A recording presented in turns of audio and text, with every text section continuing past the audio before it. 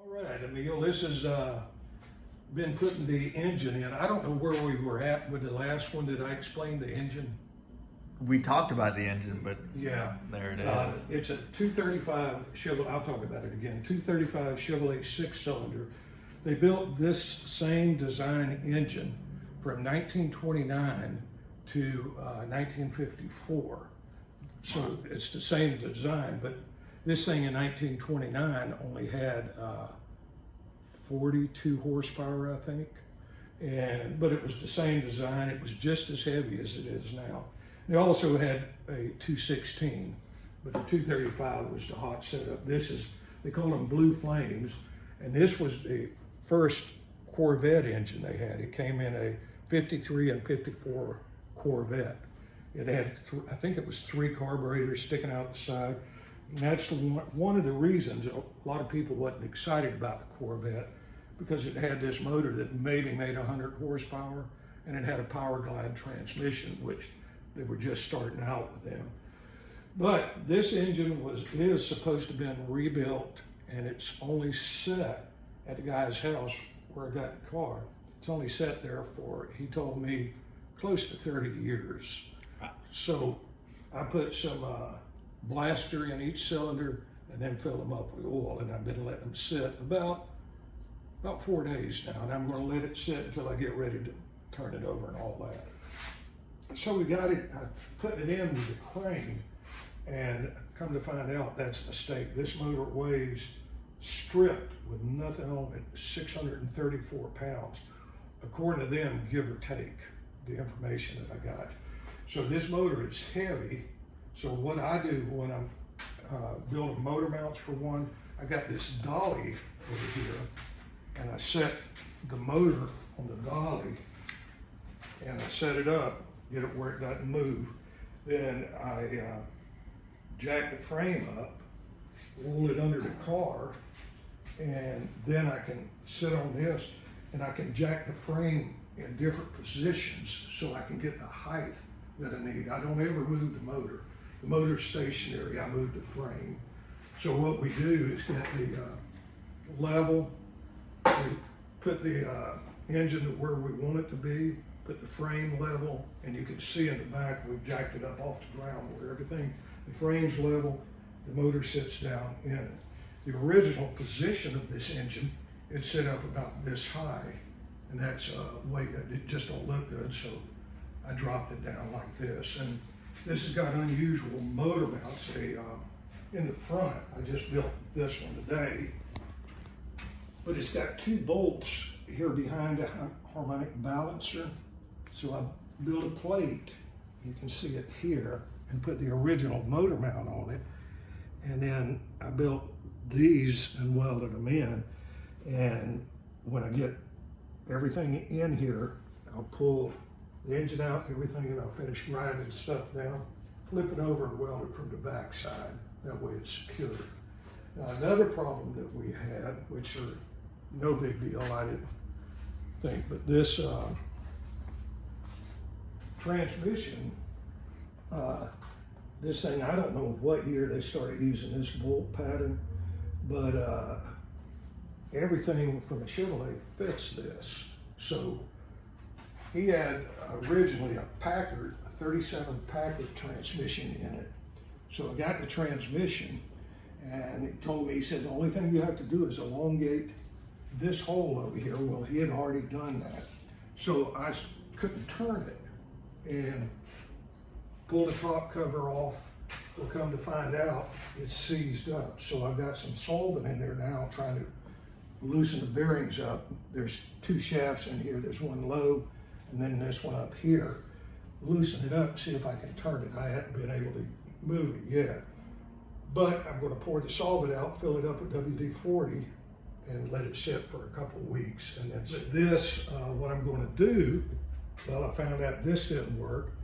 So I called a friend of mine named Emil, that guy right there using the camera. Hey, what's up? And he put me in touch with a guy that had this Chevrolet 1-ton truck transmission. I like it because of the shifter coming out of here. And then we can build it into the floor. And when I get this thing working, I can take this out and put this in. This weighs close to 200 pounds. Ooh, Yes, it's very difficult to pick up. yeah, that is a beast. I didn't think it was that big. Oh yeah, they are unbelievable. Wow. It took Chris and what's his name, Billy, and they were both straining like crazy to put it up into the back of the truck. I could have never done it. So I'm going to put this in to mock everything up, and I'm going to use this until I get this working. That's a decent transmission. Yeah, oh, they're great. It's just 200 pounds. Yeah. And I got 634 plus another 50 to 75. So I got 700, 800, 900 pounds on a car that probably had 400 pounds sitting on it. But I am building a little bit sturdier. So this is where we're at, and we've come a long ways. When I get these motor mounts built tomorrow for the transmission mounts for the back, and this is about where it's going to set, and we're going to run these old trucks and stuff. You see here where the transmission mount was at. Yeah. 55, 6, and 7 Chevrolets, the transmission, the bell housing was the, it bolted to the frame. The transmission just sat here and hung. Wow. It That's had neat. nothing to support it. And I think that's the same way that transmission is. Huh. I'll know when I get it in. But I'm excited about it. It's coming along. Really, there's been nothing that just totally stymies me. It's just zipping along too. Yes, very pleased with everything. And I'll put the transmission in, then I'll get the drive shaft made. And once I get that all done, then I can take this thing back apart and start cleaning it up, paint it, take the motor. I'm going to pull the intake and the headers off. I don't know, did you see this thing had headers on it? Oh no. Yeah. Take a look at that. Oh wow, yeah. That's Yeah. cool. It's, I don't know who made them or what, but it's got the headers and then it's got the intake, but this looks like a big deal, but these are two single barrel Rochester carburetors. And Okay. I'm sure they need rebuilding. Yeah. Often housing. Yeah, Neat. neat. Yeah, it's Very just different.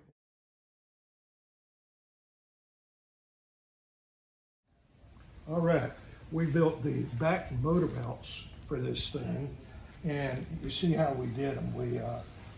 The motor mount hooks right here on the bell housing, and we bolted it in. Then we built this, came over and built a plate for it to sit on, and underneath here we put rubber grommets, just to give it a little bit of a bounce in it. And this is the grommets, they're sway bar grommets. This plate's cut at an angle, and it goes here like this, and it's on an angle. We'll weld it here, then it's got the two holes here that we drill. We run into a little bit of a problem. I built both of them the same way as that one right there, and the problem was when we went to put the fork in for the clutch, where it sit here, it hit this. Well, now the way it sits in there, we got clearance. I had to cut it down and cut it across here. So this is the clutch fork. Cool. All right, this is the, this would be the driver's door. This one was in extremely bad shape, and Joe came in, and we had, fortunately, another door that wasn't near as bad as this one, but it was bad. So Joe cut the top off and put it across here, and then he built underneath here. There's all kinds of structures that he built. Very difficult to have to take this off. But when you put the window in the door, you take this off, and the window goes down through here and then goes into the crank. Joe cut the door across here. This was all rotted, and he put a whole piece of sheet metal in. Then he bent this down here to make it look like the original door. It does look good. Yes, and that was quite a task. And the underside, he came in, and if you come around here, you can see This is what he's finished on the bottom. This was all gone. Yeah. There was nothing God, in here. oh, that thing's beautiful. Yes, and he's not finished yet. He'll be finished in a couple days, but he put all this back in here, and that's quite a task for something what it's going to be. Yeah. I mean, it's way above and beyond. Also had to put metal in up here. I mean, this thing was destroyed. If you saw it, you'd have never thought it could have been. Oh, those first pictures were something, Fred.